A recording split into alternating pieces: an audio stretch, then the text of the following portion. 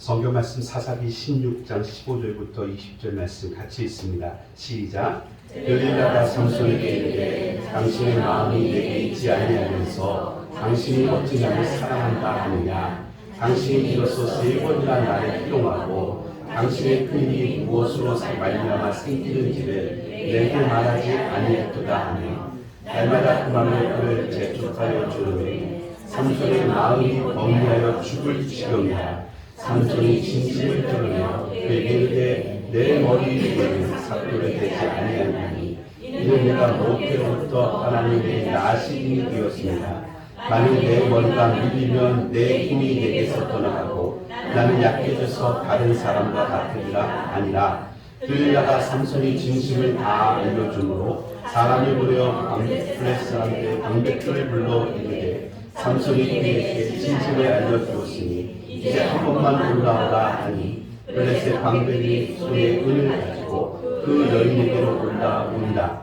들릴라가 삼손에게 자기 무릎을 빼고 자게 하고 사람을 불러 그의 머리 7가닥을 밀고 괴롭게 하여 본즉 그의 힘이 없어졌더라. 들릴라가 이르되 삼손이여 블레셋 사람이 당신에게 들리셨느니라 하니 삼손이 잠을 깨며 이르기를 내가 전과 같이 나가서 몸을 떨치가 하였으나 여호와께서 분이 자기를 떠나신 줄을 깨닫지 못하느니라. 아멘. 이스라엘은 신정국가입니다. 신정국가라는 얘기를 요즘에 뉴스에서 많이 들어보셨을 텐데요. 이란이라는 나라가 신정국가라고 말하죠. 신정국가라는 것은 사람이 통치하는 나라가 아니라 하나님이 통치하신다 이 뜻입니다. 하나님이 통치하시는데 대리인으로 사사라는 분을 시켜서 하나님이 통치하시게 되어줍니다. 그 사사 가운데 한 분이 삼손이라는 분이고요. 이 삼손은 오늘 우리가 본문 읽으면 자기소개를 할 때 나는 어릴 때부터 나시린으로 부름받은 사람입니다. 이렇게 얘기를 하고 있습니다. 여러분 주보를 보시면 나시린이 어떤 사람인지에 대한 설명을 제가 기록해 놨습니다. 민수기 6장 2절로 8절 말씀 보면 나시린의 규례를 설명하고 있습니다. 부별한 사람들이죠. 첫 번째는 3절 보시면 독주를 마시지 않는 사람들, 5절 보시면 삭도를 머리에 대지 않는 사람, 6절 보시면 시체를 가까이 하지 않는 사람, 그래서 8절 보시면 그는 여호와께 거룩한 자. 결국 나시린은 구별되어 거룩한 사람인데 세 가지 조건이 있네요. 독주를 마시지 아니하고 머리에 삭도를 대지 아니하고 그리고 세 번째는 시체를 가까이 하지 않는 것으로 구별된다 이렇게 말씀하고 있습니다. 이 세 가지는 보여지는 모습이겠죠.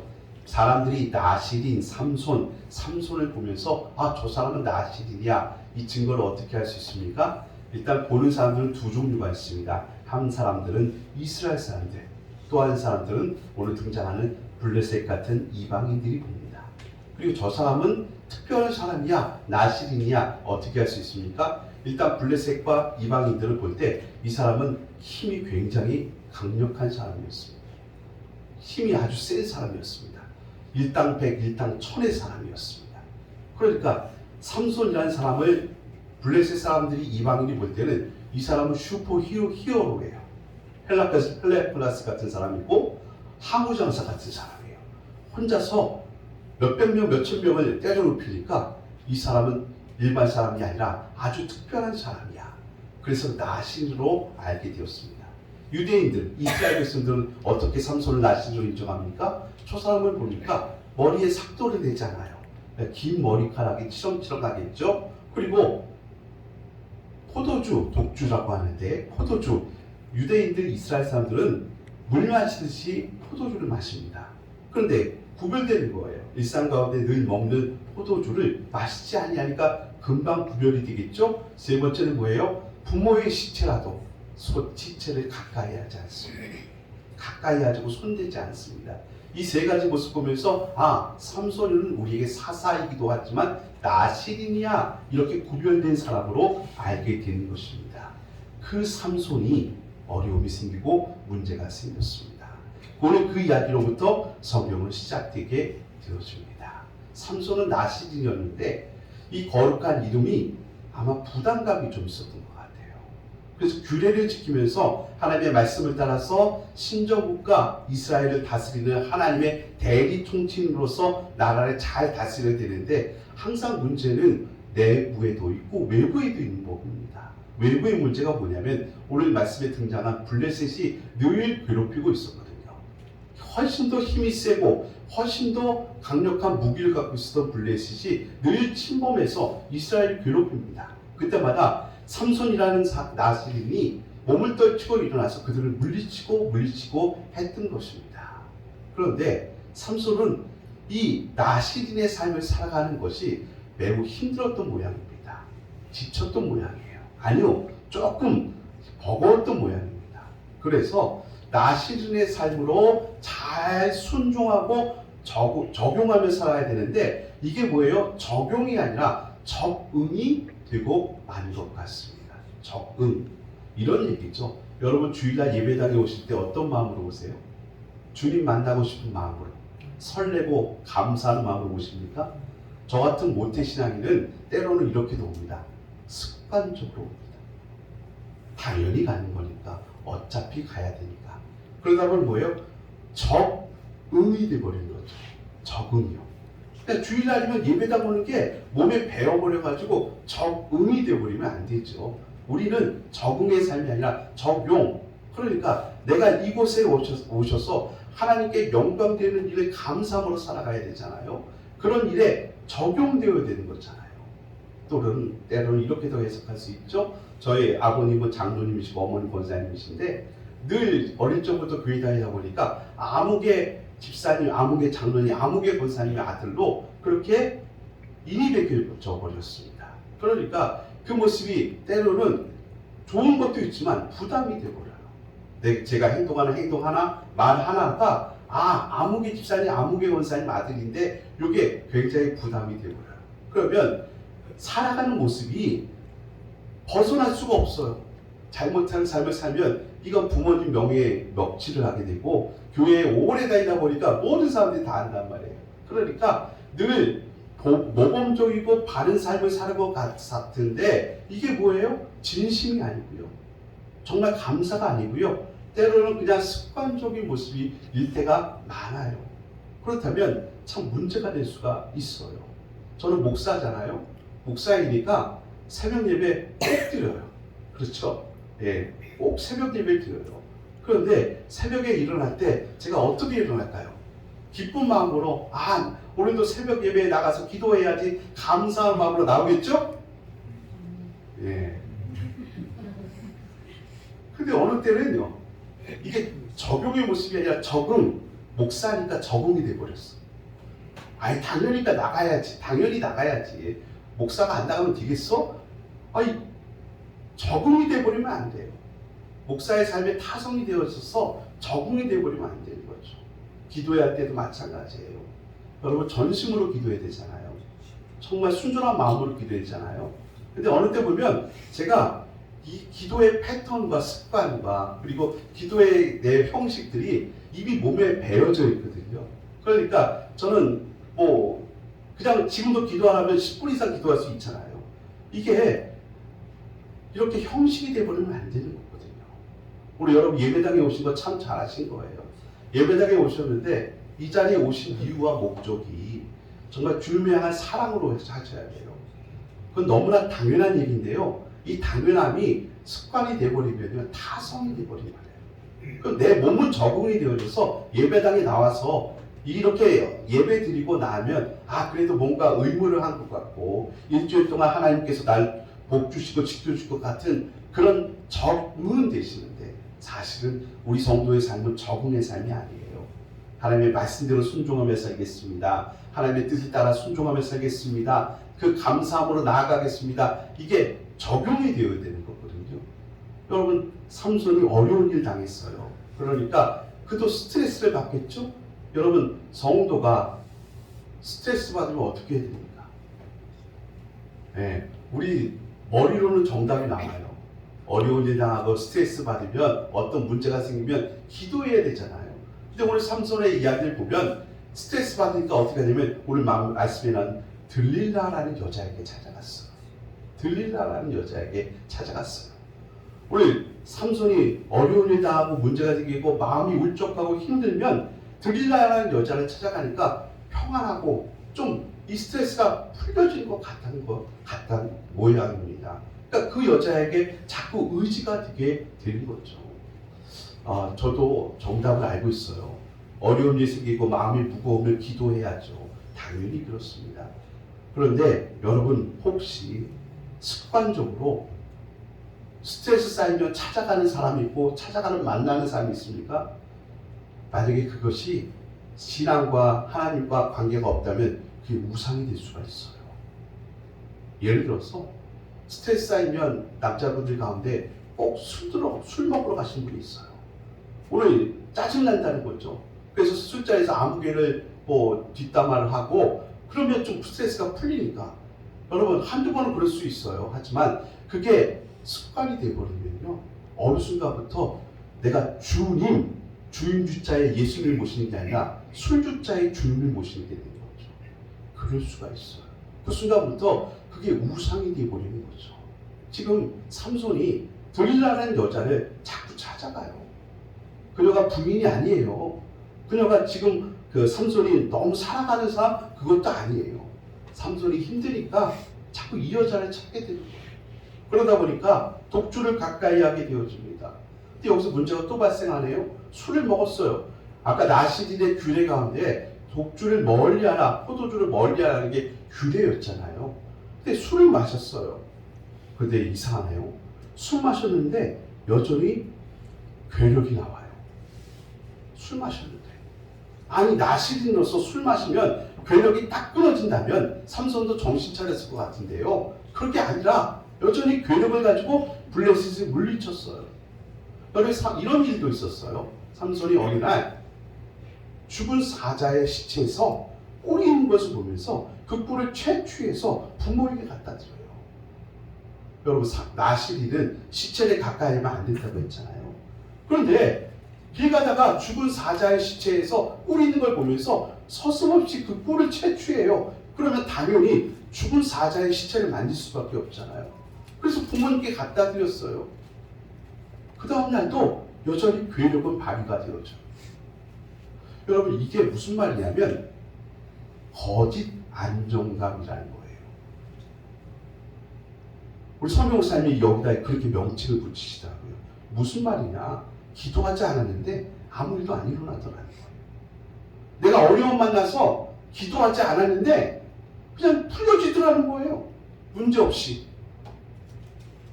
아니 내가 기도하지 않아서 문제가 안 풀려지고 더 일이 꼬이고 마른 하늘에 벼락이 치면 그 다음날 정신 박자 쳐가지고 기도해야지 이렇게 마음을 바꾸실 것 같잖아요. 하나님 그렇게 인도하시면 되게 좋을 것 같잖아요. 그런데 우리 성도의 신앙생활 가운데 아무 일도 일어나지 않더라. 기도하지 않았음에도 불구하고 아무 일도 일어나지 않더라. 그럼 뭐예요?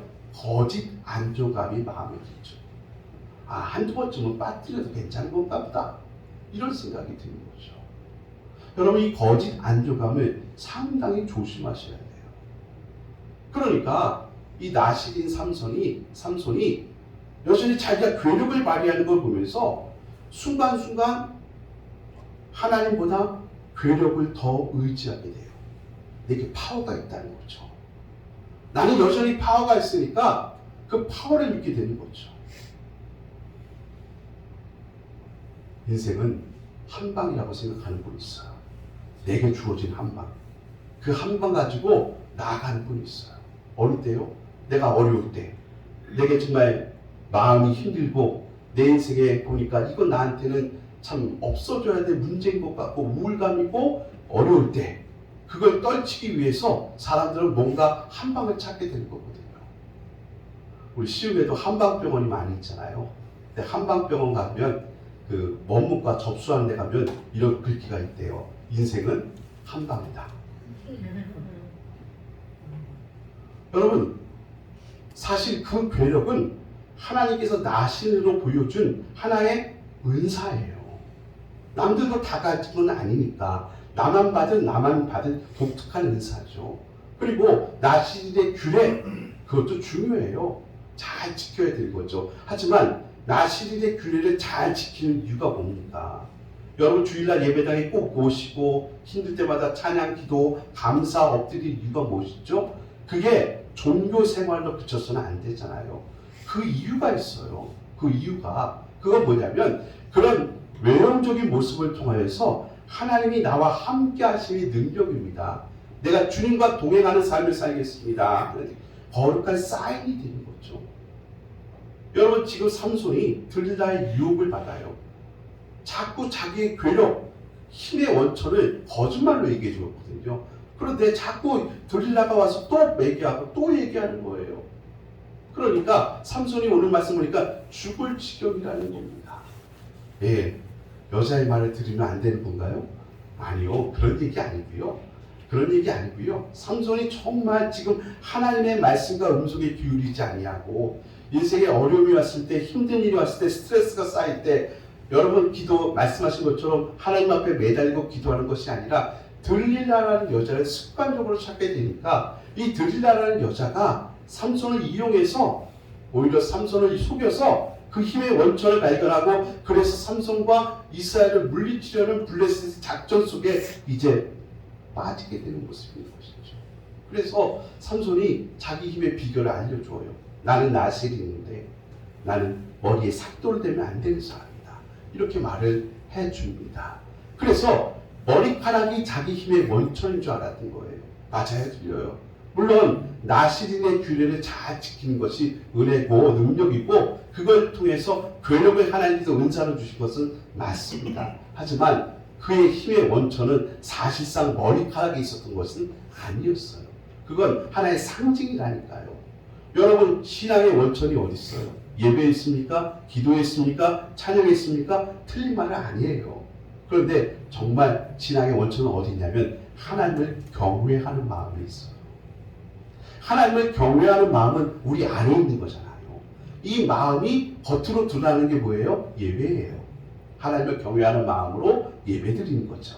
하나님을 경외하니까 우리는 어려움이 생기면 어디로 갑니까? 나에게 도움 줄 힘 있는 사람을 찾아가는 게 아니라 하나님 앞에 엎드리는 거예요. 그분을 경외하니까 나의 도움은 오직 하나님 한 분밖에 없습니다 하고 엎드리는 거예요. 그러니까 우리의 겉으로 보여지는 여러 가지 상징적인 신앙의 모습들 중요해요. 목사님들이 주일 성수를 강조하고 기도를 강조하는 이유가 있어요. 왜? 그건 우리의 겉으로 보여지는 모습들이에요. 그러나 그 겉모습을 통하여서 우리의 내적인 모습이 무너진 채 아니면 그것을 소중히 여기지 않은 채 우리의 겉모습만 하면 겉으로는 든든한 신앙인 것처럼 보이지만 속으로는 무너진 신앙이 되고 말아요. 그러면 어느 순간부터 삼손처럼 하나님보다는 들릴라라는 여자에게 더 의지가 되어지고요. 더 무너지게 되어지는 일들이 있었다는 것입니다. 우리 대한민국 사람들은요. 체면을 중요시 여겨요. 체면이 참 중요하죠. 우리 아이들 새학기가 되어졌는데 새학기가 되어지면 새로운 학년, 새로운 친구들 만나게 되는 겁니다. 그러면 아이들이 학교 가기 싫어할 때가 있어요. 어느 집에서도 그런 일이 있었다는 거예요. 엄마 나 학교 가기 싫어. 새로운 친구들 만나야 되는데 걔네들이 나를 이상하게 보면 어떡할까? 걔네들이 나를 따돌리면 어떡할까? 막 걱정을 한다는 거예요. 그럼 어떻게 해야 돼요? 그래서 학교 가야죠. 그래서 그 어머님이 그 딸을 향해서 말했대요. 야, 그래도 학교는 가야지. 네 친구들이, 그 아이들이 너를 왕따시키지 않을 거야. 너를 이상한 눈으로 보지 않을 거니까 걱정하지 말 가. 그 네가 담임 선생님인데 안 가면 되겠니? 하고 얘기하시더라는 거잖아요. 맞아요. 우리는 그런 얘기를 통해서도 알 수 있어요. 우리의 체면 문화가 있기 때문에 우리는 내가 어쩔 수 없이 해야 돼. 내가 직분자고 내가 교회를 몇 년을 다녔고 교회 가면 그래도 아무개 하면 다 알아주는 사람인데 내가 그거 안 할 수 있어 해야지. 여러분 그러다 보면요. 적욕이 아니라 적응만 하는 인생이 되고 말아요. 나시린으로 삼손이 적응이 되어졌어요. 그래서 나시린이니까 블레셋이 공격해 오면 자기가 앞장서서 막아요. 어려운 일이 생기면 나라를 위해서 희생하는 자리에 자기가 선단 말입니다. 그런데 나시린이니까 하는 체면이 자기가 나서야 된다는 그런 생각들로 나섰지만 어떤 순전한 마음과 기쁨과 하나님이 나를 위해서 세워주신 그 대리인으로서의 사명을 위해서 감사와 믿음으로 희생으로 감당하겠다는 생각보다는 다른 생각이 들 때가 있다는 것이죠. 우리는 하나님을 경외하는 마음으로 나왔습니다. 실제로 오늘 말씀의 마지막 절 보시면요, 20절 말씀인데요, 다 같이 한번 읽어볼까요? 들릴라가 이르되, 시작. 들릴라가 이르되 삼손이요 블레셋 사람이 당신에게 비벼쳤나이다 하니 삼손이 잠을 때려 이르기를 내가 전과 같이 나가서 몸을 떨치기라 하였으나 여호와께서 이미 자기를 떠나신 줄을 깨닫지 못하리라. 아멘. 머리카락이 잘려져서 힘이 빼앗긴 삼손이 아니라 하나님이 그를 떠나셨기 때문에 몸을 떨치지 못하는 자가 되었다. 이렇게 결론하고 있어요. 분명히 머리카락이 잘려진 건 맞아요. 삭도가 몸에 되어졌기 때문에 그는 나가서 힘을 떨칠 수 없는 외형의 모습은 맞아요. 하지만 성경은 외형의 모습보다는 진하게 내면의 모습을 보아요. 이미 그는 하나님의 영이 떠난 사람이 되고 말았던 것입니다. 하나님의 말씀에 대한 소중함이었고 하나님에 대한 진실한 마음이 어느 순간부터 적용이 된 게 아니라 적응이 되어지고 체면이 되어지고 거칠애가 되어지는 것이 삼손이 점점 하나님과 멀리 있게 되는 사람이 되고 마는 것이죠. 저는 여러분에게 묻고 싶어요. 우리가 하나님을 경외한다면 조금 더 주님 앞에 더 가까이 가셔야 돼요. 날마다 더 가까이 주께로 가셔야 돼요. 어떤 분들은 찬양을 통해서 주님 앞에 가까이 가는 것이 좋다고 하시는 분이 있어요. 맞아요. 그건 하나의 방법론이고 하나의 겉모습이기 때문에 어떤 것이 내 몸에 맞는지는 여러분 잘 아실 거예요. 그런데 찬양으로 가까이 가셔도 좋고요. 기도로 가까이 가셔도 좋아요. 그런데 그 모습을 통하여서 진실을 내가 고백하셔야 돼요. 내가 하나님을 경외합니다. 소중히 여깁니다. 사랑합니다. 내가 하나님을 높입니다. 이 마음이 항상 중심이 되셔야 돼요. 하나님이 주신 괴력을 가지고 삼손은 나아가고 있지만 하나님이 떠나가는 순간 어느 순간부터 뭐예요? 그는 괴력을 떨치고 있었어요. 그래서 그 모습을 사자의 시체를 만졌음에도 불구하고 괴력을 발휘하는 삼손의 모습으로 나타나요. 독주를 마심에도 불구하고 여전히 괴력은 발휘하고 있었거든요. 하지만 괴력을 발휘한다고 해서 하나님의 영이 지금 삼손에게 더 가까이 계신 게 아니었던 것이죠. 이미 그는 하나님을 경외하는 마음, 그건 점점 멀리하고 있었어요. 오늘 현실 속에서 그는 독주를 마시고 있었고, 오늘 현실 속에서 그는 시체를 가까이 하고 있었지만 여전히 괴력을 발휘하는 것 그 자체로 인해서 내가 아직도 하나님 앞에 거룩하게 쓰임받고 있는 것처럼 착각이 된 것이죠. 하나님이 그를 떠나고 있었음에도 불구하고. 우리의 신앙은 날마다 점검되셔야 돼요. 말씀 가운데서, 예배 가운데서 우리의 신앙을 다시 한번 점검하셔서 하나님 앞에 가까이 가는 것, 그것을 우리가 거룩이라고 말하거든요. 그 거룩함을 꼭 지키시길 바라겠습니다. 내 마음이, 내 생각이 주님 앞에 순전하고 성결한 사람으로 서 있어야 한다는 것입니다. 저도 목회를 하면서 늘 스스로 자문자답하고 자책하는 게 이 거짓 안정감에 취하면 안 된다는 생각이 있어요. 우리 서명 목사님들 가운데 그런 말씀하신 적 있어요. 뭐냐면 내가 이번 일주일 동안 설교 준비 빼놓고 개인적인 경건의 시간 안 가졌음에도 불구하고 교회가 무리 없이 잘 굴러가더라, 이렇게 말씀한 분도 있어요. 뭐예요? 우리에게 후배들에게 경고의 말씀을 주기 위해서.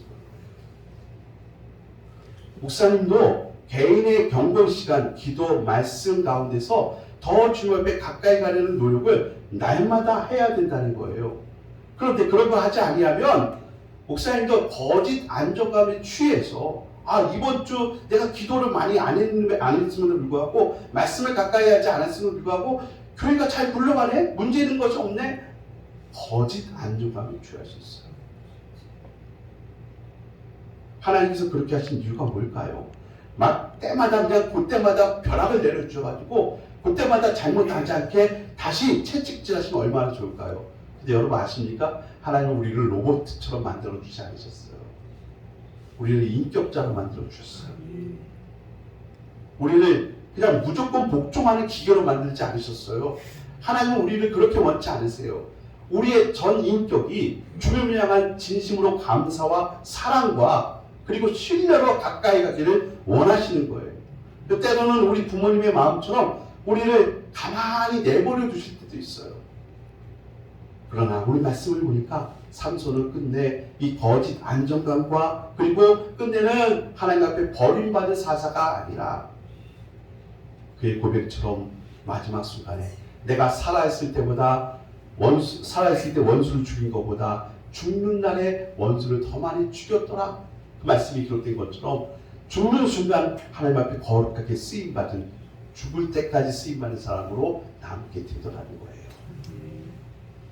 하나님 우리를 그렇게 사랑하십니다.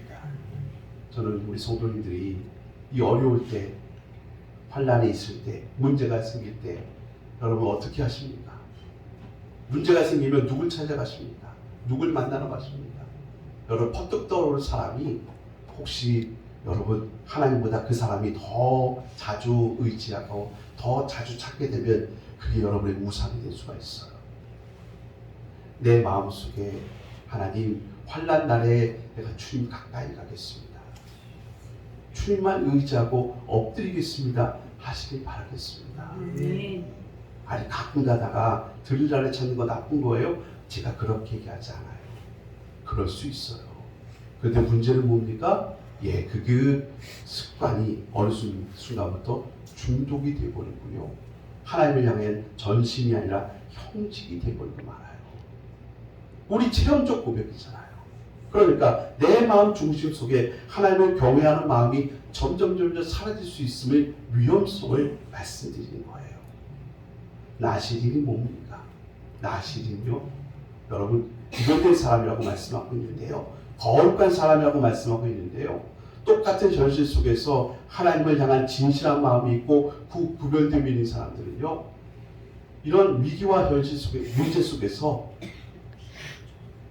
그리고 들리라는 찾는 그런 어려움과 체념과 적응 속에서 떨치고 나오는 사람이에요. 그게 하나님의 사람들이에요. 여러분과 제가 신앙생활하면서 만나는 위기가 있습니다. 어려움이 있습니다. 그때마다 거짓 안정감이 우리를 자꾸 오해시키고 우리의 마음을 딱딱하게 만들 때마다 서로 일깨워주면서 서로 깨워주면서 하나님 앞에 다시 우리의 마음을 둘 수 있는 주의 종들이 되기를 바라겠습니다. 네. 주님의 말씀에 저는 오늘 마지막 찬양의 제목에 적어놨어요. 그게 뭐냐면 나의 안에 거하라. 주님이 원하시는 거요? 이거예요. 나의 안에 거하라. 겉으로 보여지는 여러 가지 종교의 열매들이 중요하지만 사실상 하나님 기뻐하신 것은 나의 안에 거하라는 것이죠. 여러분 주님 안에 거하시는 종들 되시기